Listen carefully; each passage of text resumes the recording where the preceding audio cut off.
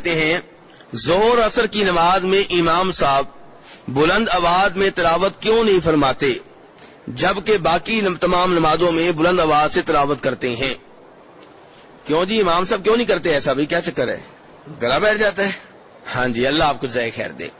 نبی علیہ الصلوۃ والسلام کا طریقہ ہے، ایسے ہی چلا آ رہا ہے اور اس میں کوئی اختلاف بھی نہیں ہے کہ آپ پریشان ہوں کہ وہ حق ہے یہ حق ہے، اس میں کوئی اختلاف بھی نہیں ہے امت کے مابین۔ ایسے ہی یہ طریقہ نبی علیہ الصلوۃ والسلام سے نسل در نسل چلا آ رہا ہے۔ تو جیسے آپ نے نماز پڑھی ہے ویسے ہی ہم نماز پڑھیں گے۔ یہ سوال ذرا لیٹ کرتا ہوں، مسجد عائشہ والا سوال ہے۔ یہ بھائی کہتے ہیں بعض جگہ یا اللہ یا محمد صلی اللہ علیہ وسلم لکھا ہوتا ہے اور کسی جگہ یا اللہ اور آگے محمد صلی اللہ علیہ وسلم لکھا ہوتا ہے، اس بارے میں بیان کر دیں۔ میرے بھائی یا اللہ کا مطلب کیا ہے؟ اے اللہ، یہ کہ آپ اللہ کو پکار رہے ہیں، اور یا محمد کا مطلب کیا ہے؟ یعنی کہ آپ نبی علیہ الصلوۃ والسلام کو پکار رہے ہیں۔ پکارنا، دعا، التجا، یہ عبادت ہے۔ یہ کیا ہے؟ اور اللہ تعالی نے سورہ جن میں فرمایا وَأَنَّ الْمَسَاجِدَ لِلَّهِ، مسجدیں اللہ کی ہیں۔ چودھری صاحب آپ کی مسجد نہیں ہے، یہ نہ کہ میری مسجد ہے، یہ کس کی مسجدیں ہیں؟ اللہ کی۔ فَلَا تَدْعُوا مَعَ اللَّهِ أَحَدًا، اللہ کے ساتھ احدن کسی کو بھی پکارنے کی اجازت نہیں ہے۔ اللہ کو پکارا جائے گا، اللہ کے ساتھ کسی اور کو پکارنے کی اجازت نہیں ہے۔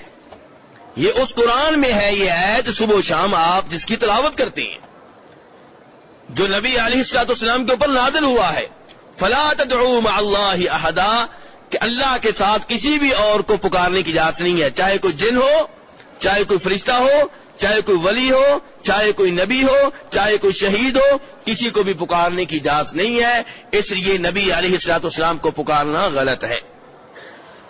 دعا عبادت ہے، اور عبادت میں اللہ کے ساتھ کسی اور کو شریک ٹھہرانا جائز نہیں ہے، تو یہ شرکی عمل ہے میرے بھائیو۔ البتہ سلام پڑھتے ہوئے اگر کوئی کہتا ہے السلام علیکم ایھا النبی، کہ اے نبی آپ کے اوپر سلامتی ہو، تو اگر اس کا عقیدہ صحیح ہے تو یہ ٹھیک ہے۔ صحیح عقیدہ کیا؟ کہ اگر وہ یہ سلام پڑھتے ہوئے آپ کو مخاطب اس لیے کر رہا ہے کہ میرا یہ میسج، میرا یہ پیغام، میرا یہ سلام فرشتوں کے ذریعے آپ تک پہنچ جائے گا۔ میرا پیغام کون پہنچائیں گے؟ نسائی شریف کی حدیث ہے ان للہ ملائکۃ سیاحین فی الارض یبلغون عن امتی السلام، اللہ کے فرشتے ہیں وہ مجھے میری امت کی طرف سے سلام پہنچاتے ہیں۔ سلام پہنچانا کس کی ڈیوٹی ہے؟ حاجی صاحب کی نہیں ہے، عمرے والے کی نہیں ہے۔ آپ کافی سارے لوگوں کا سلام لے کر آئے ہیں نا، یہ آپ کی ڈیوٹی نہیں تھی، یہ بوجھ آپ نے اٹھا لیا ہے، لیکن یہ آپ کی ڈیوٹی بنتی نہیں تھی۔ یہ ڈیوٹی کن کی اللہ نے لگائی ہے؟ فرشتوں کی۔ کن کی ڈیوٹی لگائی میرے بھائیوں؟ بلکہ جب آپ سلام پڑھنے گئے ہوں گے تو آپ نے دیکھا ہوگا کہ خود آپ بھی وہاں نہیں پہنچ سکے، فرشتے تو پہنچ جاتے ہیں، اللہ کی ڈیوٹی ان کی لگائی تو پہنچ جاتے ہیں۔ ہم اپنا سلام پہنچانے کے لیے پہنچ نہیں سکے۔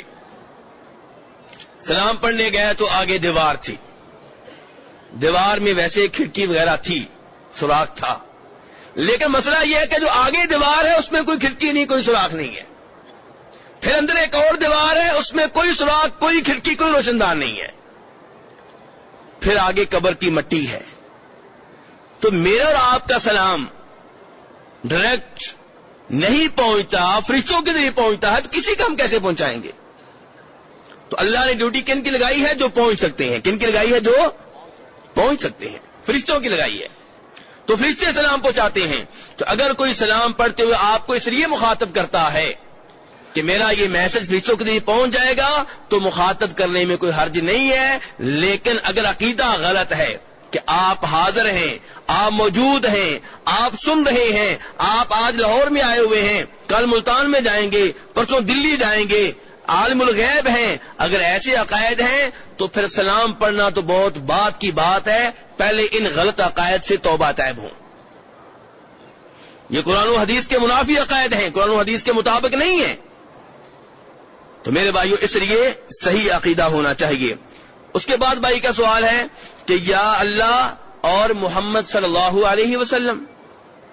تو میرے بھائی یہ لکھنے کا مقصد کیا؟ یا اللہ، اے اللہ، اور آگے نبی علیہ السلام کا نام، یہ برابری، یہ شراکت کس لیے؟ نبی علیہ الصلوۃ والسلام ہمارے نبی ہیں، ہمارے رسول ہیں. آپ تمام انسانوں میں سب سے افضل ہیں، سب سے اعلیٰ ہیں، سب سے مقدس ہیں، سب سے محترم ہیں. اللہ کے بعد سب سے زیادہ محبت آپ سے ہے اور آپ سے ہی ہونی چاہیے.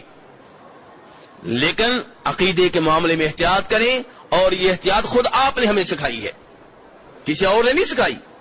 یہ احتیاط خود آپ نے ہمیں سکھائی ہے، آپ کے صحابہ کرام نے سکھائی ہے، سعودی حکومت نے نہیں سکھائی. ترمذی شریف کی روایت ہے، خادم رسول جناب انس ابن مالک رضی اللہ عنہ کہتے ہیں، لم یکن شخص احب الى الصحابہ من رسول اللہ صلی اللہ علیہ وسلم، کہ صحابہ کرام کو جتنی محبت نبی علیہ الصلوۃ والسلام سے تھی کسی اور سے نہیں تھی. کہتے ہیں اس کے باوجود آپ کی آمد پہ صحابہ کرام کھڑے نہیں ہوتے تھے. جناب انس ابن مالک کہہ رہے ہیں کیوں نہیں کھڑے ہوتے تھے؟ کہتے اس لیے کہ صحابہ کرام جانتے تھے کہ آپ اس عمل کو پسند نہیں کرتے. بلکہ آپ کا فرمان ہے، وہ بھی ترمذی شریف کی روایت ہے، من سرہ ان یتمثل له الرجال قیاما فلیتبوأ مقعده من النار، جسے یہ اچھا لگے کہ لوگ میرے لیے کھڑے رہیں، وہ اپنا ٹھکانہ جہنم میں بنا لے. کون کہہ رہے ہیں؟ نبی علیہ الصلوۃ والسلام. ایک ہے کسی سے ملنے کے لیے کھڑا ہونا، کوئی صاحب آئے اور آپ ملنے کے لیے کھڑے ہو گئے، اس کی اجازت ہے. خود نبی علیہ الصلوۃ والسلام جناب فاطمہ کی آمد پہ کھڑے ہو جایا کرتے تھے، کھڑے ہو کے بوسہ دیتے، اپنی جگہ پہ بٹھاتے. کھڑے ہونے کا کوئی مقصد ہے. جناب فاطمہ بھی آپ کے ساتھ ایسے ہی کیا کرتی تھیں. لیکن وہ جو ہماری عدالتوں میں ہوتا ہے، ہمارے اسکولوں میں ہوتا ہے، جج صاحب آئے سب کھڑے ہو گئے، کیوں جی؟ سلام لینے کے لیے کیوں کھڑے ہوئے ہیں؟ یہ غلط ہے، جس کا کوئی مقصد نہیں ہے. ٹیچر کلاس میں داخل ہوا، سب طالب علم کھڑے ہو گئے، کیوں جی؟ مسافہ کرنے کے لیے، معانقے کے لیے نہیں. یہ چیزیں غلط ہیں میرے بھائیوں، تو یہ درست نہیں ہے. تو نبی علیہ الصلوۃ والسلام نے ہمیں یہ عقیدے کے معاملے میں یہ احتیاط سکھائی ہے. تو اس لیے میرے بھائی گزارش یہ ہے کہ آپ کی قبر پہ آئیں تو ادب و احترام سے سلام پڑھیں، درود پڑھیں، اور یہ عقیدہ رکھیں کہ میرا سلام فرشتوں کے ذریعے آپ تک پہنچ رہا ہے. آپ کو پکارنا نہیں ہے، آپ سے مانگنا نہیں ہے. مانگیں اور پکاریں اللہ تبارک و تعالیٰ کو. کندھا عمرے کے دوران کہاں سے ننگا ہونا چاہیے، میقات سے یا حرم کے اندر سے؟ جی میرے بھائی، آپ کہتے ہیں جی صرف طواف کرتے ہوئے حضرت اسود سے. میرے بھائی جو ہے وہ تو لاہور ایئرپورٹ سے ننگا کر لیتے ہیں، اور آپ کہتے ہیں کہ یہاں سے. ترمذی شریف کی روایت ہے، ابن ماجہ میں بھی آئی ہے، ابو داؤد شریف میں بھی آئی ہے، یعلا بن امیہ روایت کرنے والے ہیں رضی اللہ تعالیٰ عنہ، کہ نبی علیہ الصلوۃ والسلام نے طواف کیا اس حالت میں کہ آپ کا دایاں کندھا ننگا تھا. تو طواف کے دوران میرے بھائی کندھا جو ہے وہ ننگا ہونا چاہیے. جب مکہ میں داخل ہو کے آپ پہلا طواف کریں گے، اس طواف میں آپ کا کندھا ننگا ہونا چاہیے. طواف کے بعد جب 2 رکعتیں ادا کرنے لگیں گے تو کندھے کو ڈھانک لیں گے. بس طواف کے دوران دایاں کندھا ننگا ہوگا، وہ بھی جب مکہ میں داخل ہو کے آپ پہلا طواف کرتے ہیں، اس طواف کی بات ہو رہی ہے.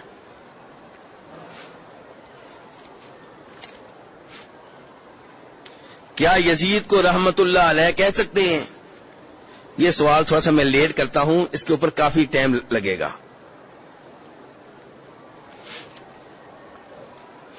میں نے غلطی سے عمرہ کرنے کے بعد اپنے سر میں خود سیفٹی لگا لی، جو کہ میں نے غلطی سے کی. کیا مجھ پر دم ہوا؟ اگر ہوا تو کیا طریقہ ہے دم دینے کا؟ نوٹ: مجھے سیفٹی لگاتے ہوئے بالکل یاد نہیں تھا کہ خود بال نہیں کاٹنے. کیوں جی؟ آپ ان کے اوپر کتنے بکرے ڈالیں گے؟ اپنے بال خود کاٹنا؟ اگر ہر آدمی اپنے بال خود کاٹنا شروع کر دے تو جو مکہ میں دکانیں کھلی ہیں ان کا کیا بنے گا؟ جی بند ہو جائیں گی. تو پھر اس کو بند کرنا چاہیے کہ ان کو بند کرنا چاہیے؟ میرے بھائی اپنے بال کاٹنے میں کوئی حرج نہیں ہے. جب آپ نے طواف کر لیا، صفا مروہ کی سعی کر لی، اب بال کاٹنے ممنوع ہیں کہ واجب ہیں؟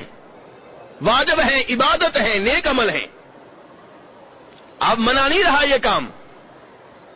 تو اگر یہ نیکی کام خود کرتے ہیں الحمدللہ، تو اس میں کوئی مسئلہ نہیں ہے. یہ خواہ مخواہ کی پابندیوں سے باہر نکلیں. جو خواہ مخواہ کی پابندیاں جو لگائی گئی ہیں نا قرآن و حدیث کے سے ہٹ کر، ان سے باہر نکلیں. حالت احرام میں آپ غسل کر سکتے ہیں، حالت احرام میں آپ خارج کر سکتے ہیں. بال گرتا ہے تو گر جائے، آپ کا ارادہ بال گرانے کا نہیں ہے، گر گیا کوئی مسئلہ نہیں ہے. حالت احرام میں احرام کی چادریں تبدیل کر سکتے ہیں. پلید ہو گئی ہیں تب بھی، سالن گر گیا تب بھی، پسینہ آ رہا ہے تب بھی.